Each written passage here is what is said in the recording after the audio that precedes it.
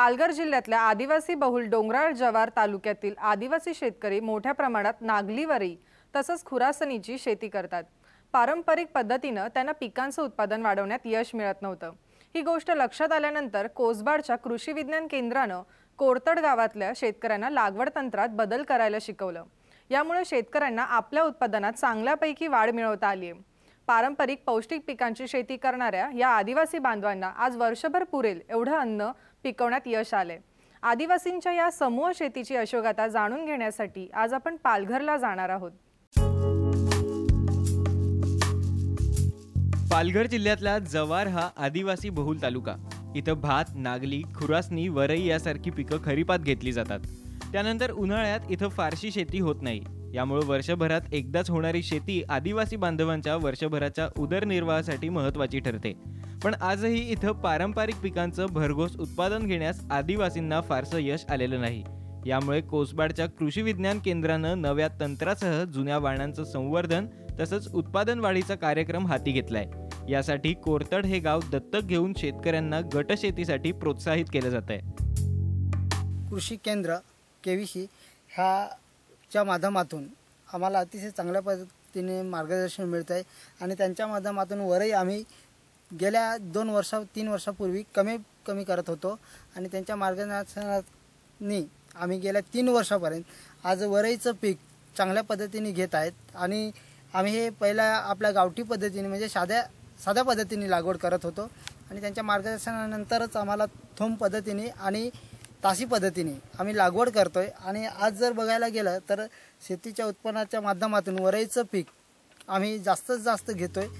आज कोरतड गावातले जवळपास 40 शेतकऱ्यांनी नागली, वरी तसंच खुरासणीची जवळपास 45 हेक्टरवर आधुनिक तंत्रानं शेती केली आहे। या पिकांचं तसंच पिकांपासून मिळणाऱ्या उत्पन्नातही चांगली वाढ साधण्यात शेतकऱ्यांना यश आलंय। कृषी विज्ञान केंद्र कुशागिरी शहरांनी जिथून मार्गदर्शन केलं तिथून आम्हाला ते नागलीचं ताशी आणि थोंबाळी ह्या पद्धतीने शिकवलं लावायला। तिथून उत्पन्न आम्हाला चांगलं मिळतंय आणि नागलीचं महत्त्व असं आहे की नागलीपासून जे बरेच पदार्थ करता येतात आणि आम्हाला शेतकऱ्यांना हे नागलीपासून कॅल्शियम वगैरे मिळतं, नंतर बाकी आमच्या याच्यात पाहिजे ते शेतीत कॅल्शियम मिळत नाही। फक्त हे नागलीत जेवढं कॅल्शियम आहे तेवढं दुसऱ्या धान्यात कॅल्शियम नाही। तर हे नागलीचं आता महत्त्व आमच्या बरेच लोकांना समजलं आणि आता बरीच लोक आमची शेती नागली ही करतात। आदिवासी शेतकऱ्यांना कोसबाडच्या कृषी विज्ञान केंद्रानं तांत्रिक मदत केली असून शेतकऱ्यांना एकत्र आणून त्यांच्या शेती करण्याच्या पद्धतीत बदल घडवून आणलाय। ठोंबा पद्धतीच्या लागवडीतून उत्पादनात मोठी वाढ साधण्यात त्यांना यश आलंय। तर आम्ही यांच्या ज्या काही स्थानिक जाती यांनाच आम्ही प्रोत्साहन दिलेले आहेत। ह्या कोरतड ह्या गावामध्ये आम्ही यांच्या स्थानिक जातींचा लागवडीसाठी उपयोग केला। मात्र लागवडीची जी पद्धत जी आहे ती आम्ही यांना नागराचं जे तास जे आहेत साधा जो स्थानिक नागर जो आहे त्या नागराच्या तासामध्ये आपण नागली त्यांना लागवडीसाठी करायला सांगितली। तसेच ठोंबा पद्धतीने आम्ही लागवड पद्धत त्यांना करायला सांगितली। यामुळे जात तीच परंतु यांचं उत्पादन जे पूर्वीपेक्षा यांना जवळजवळ दुप्पट उत्पादन त्यापासून वाढलेलं आहे। एका एकरमध्ये साधारण यांना 5 ते 5.5 क्विंटल इतकं नागलीचं उत्पादन यांना ह्या आदिवासी बांधवांना होतं आहे आणि साधारण नागलीला खर्च एकरी 8,000 रुपये इतका साधारण एकरी खर्च येतो।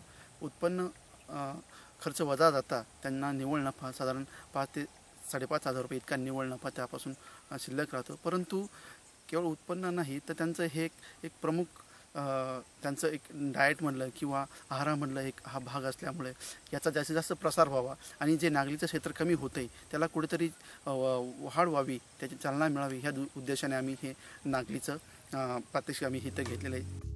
कोरतडच्या शेतकऱ्यांना नागलीपासून एकरी 30,000 रुपयांचा नफा मिळणार आहे, तर वरईपासूनही 30,000चा नफा अपेक्षित आहे। तर खुरासणीच्या पौष्टिक तेलबिया म्हणून वापर होतो। महिला देखील आज गटानं शेती करण्यासाठी पुढे आल्यात। आम्ही पूर्वीपासून नागली करतो पण उत्पन्न काही येत नाही। आता म्हणजे थोडंफार येतं आणि कृषी विज्ञान केंद्र कोसबाडवरून आलेले सर त्यांनी आम्हाला मार्गदर्शन सांगितलं आणि 3 वर्षापासून आम्ही तासी आणि थोंबी नागली करतो, त्यामुळं जास्त उत्पन्न येतं. नागलीपासून पदार्थ करतात, म्हणजे पापड करतो तयार, वडी, काही आंबील, भाकरी आणि कुपोषित मुलांना पेज करून देतो. या माध्यमातून आमच्या इकडच्या बचत गटांच्या बायांना खूपच प्राधान्य मिळतं. इकडं नागली, वरई, तूर, खुरासणी हे फक्त 4 महिन्यापुरतंच पीक असतं. त्याच्यातून त्यांच्या मार्गदर्शनाने परत यंदा त्यांनी भुईमुग दिलेला होता. त्या भुईमुगाचं पण हे झालेलं आहे, चांगलं आहे. आणि इथून पुढे त्यांनी असंच आम्हाला सहकार्य करावं आणि इतर बाजूच्या ठिकाणी सुद्धा बचत गटाच्या महिलांना जेणेकरून मदत ही होईल त्याप्रमाणे हे करतात. आता आमच्या महिला सुद्धा नागलीपासून नागलीचे पापड वगैरे करतात, सत्व वगैरे ते सगळं आमचं बहुतेक ठिकठिकाणच्या महिलांचं हे होतं. नागली, वरई तसंच खुरासणी हे आरोग्यदायी अन्नधान्य असल्यानं त्यावर प्रक्रिया करून मुंबईसारख्या मोठ्या बाजारात विक्री केल्यास शेतकऱ्यांना मिळणाऱ्या आर्थिक नफ्यात नक्की वाढ होणार आहे. पण त्यासाठी मोठ्या कामाची गरज आहे. नागली हे या आदिवासी शेतकऱ्यांचं अतिशय प्रमुख असं अन्नधान्य पीक आहे.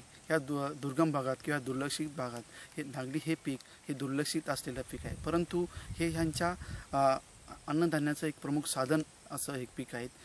हे जे लोक कष्ट करतात त्यांची जी प्रतिकार क्षमता जी टिकून आहे ती केवळ ह्या नागली या अन्नधान्यामुळे टिकून आहेत. याच्यामध्ये असलेलं कॅल्शियम, लोह आणि हे जे आहेत मधुमेह किंवा आजारी असलेल्या माणसांसाठी किंवा गर्भवती महिलांसाठी किंवा बालकांसाठी अतिशय उपयुक्त असलेलं हे अन्न आहेत. आणि हे यांच्या सेवनात असल्यामुळं आज ह्या आदिवासी समाजाची प्रतिकार क्षमता टिकून आहेत. आणि ते ह्या अतिशय कष्ट करण्याची कामं जी करतात त्यांची केवळ प्रतिकार क्षमता टिकून असण्याचं एकमेव कारण म्हणजे त्यांच्या आहारात असलेलं हे नागलीचं धान्य किंवा नागलीचं अन्न. जव्हारसारख्या डोंगराळ तसंच निसर्ग संपदेनं नटलेल्या भागात पारंपरिक आरोग्यदायी पिकांच्या लागवडीला प्रोत्साहन देणं गरजेचं आहे.